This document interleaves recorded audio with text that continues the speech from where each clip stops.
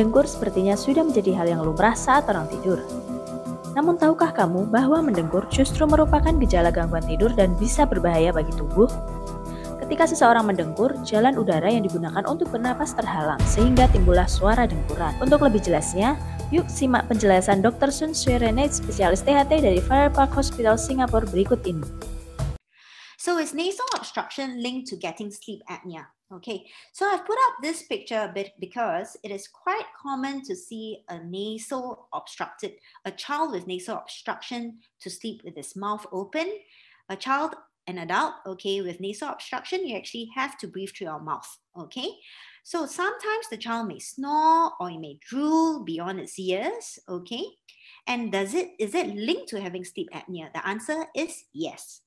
Okay, so what happens when you're not using your nose too much and actually your mouth to breathe? Okay, it has been proven and it's evidence-based that oral facial growth in a child can be affected if nasal obstruction is not treated adequately. Okay, I'm going to show you a picture right now. Okay, so this is a picture of a patient of mine. You can see that this is the picture of the oral cavity.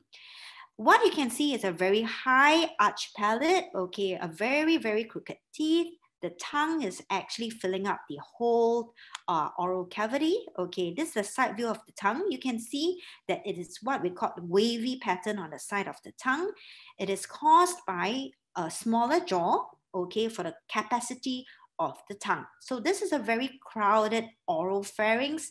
The whole mouth is actually narrowed, okay, because of persistent nasal obstruction leading to poor upper jaw and lower jaw development. The mouth with persistent mouth opening posture, okay, you have led to a very high arch palate development, okay, and in proportion, the tongue seems big. It is called macroglossia, okay, all right. So if a patient it's nasally obstructed, you need to treat it properly, because if you develop a facial structure like this with a very weak, a very narrowed upper and lower jaw, okay, it can predispose one to snoring, a very, very crowded space in the oral cavity of soft tissues. And when you lie back, the tongue normally would lie back, okay. It is very, very common for such patients to be snoring and having symptoms of sleep apnea. Okay, so what can a specialist do? Commonly, when you come to my clinic, okay, after taking a history, we have some screening scales to determine whether or not you have OSA. A very common scale that you can see, okay, which I've put up on my screen, is the Epworth Sleepiness Scale. It's a very subjective snoring scale, a sleepiness scale for which if there's a score of more than 10, it is considered abnormal. The scoring system on the right is called a Stop Bang OSA questionnaire. A risk of OSA is when a score is high, 5 to 8. Okay, so these are some scoring scales that you can see, you can find on the internet. A specialist is able to do a head and neck examination and followed by nasal endoscopy. The aim of this is to determine the possible sites of upper airway obstruction predisposing one to OSA. The photo on the left is a photo of a very crowded oral pharynx due to enlarged tonsils. Okay, this is a tonsils which has enlarged perhaps about 75%, and this is the photo of a photo, okay, in an awake patient, okay, very common in a younger population, okay. If the patient do have symptoms of sleep apnea, you can do a sleep test, or if very, very symptomatic, okay, the treatment would be to remove the tonsils. The picture on the right, okay, is a nasal endoscopic photo, okay, where my arrow is actually a very, very narrowed airway behind the soft palate, because the soft palate is low and very, very floppy. And the patient's photo on the right actually shows the back of the tongue.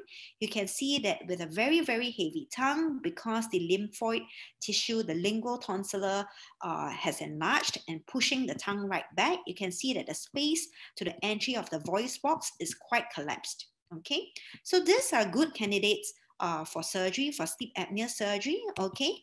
But to diagnose sleep apnea first, we need to do a sleep study, okay, to diagnose it and to determine the severity.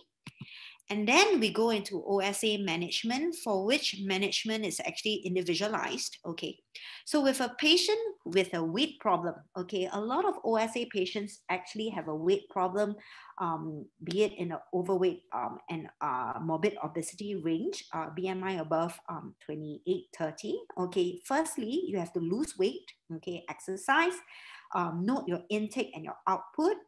Generally, the snoring symptoms, the sleep apnea, choking episodes, okay, it can be improved if you sleep sideways. Okay, patients normally would ask me what sideways position. I can say to the left, to the right, as long as your head is tilted, because the tongue is actually moved to the side and not causing a direct front to back and up and down collapse on your soft palate.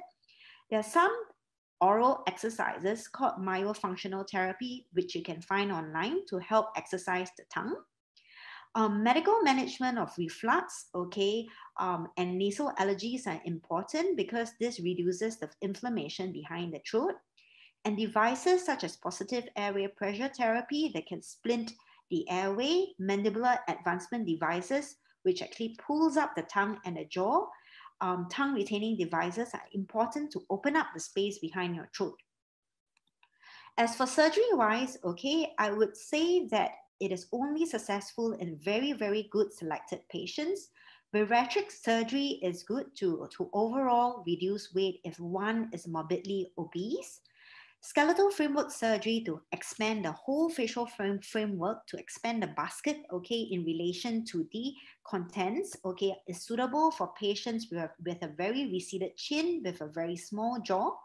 And upper airway soft tissue surgery, for which we would actually aim to reduce any nasal obstruction, be it the turbinates, the adenoids, having big tonsils, or this picture of my patient with a very low-lying soft palate, a very big tongue.